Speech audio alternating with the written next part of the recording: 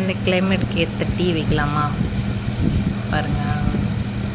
இஞ்சி, மல்லி, பார்த்திங்கன்னா தேன், மல்லி, ஓமவல்லி இலை, ஏலக்காய், இஞ்சி துருவி போட்டுக்கலாம்.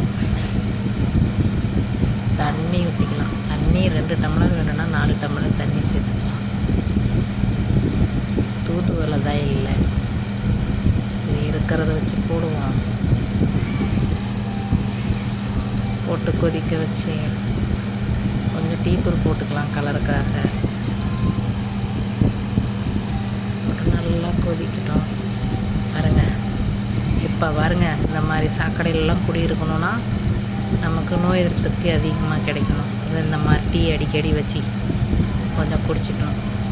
நல்லா கொதிச்ச பிறகு தேனை வடிகட்டி தேனை கலந்து குடிக்க வேண்டியதுதான்.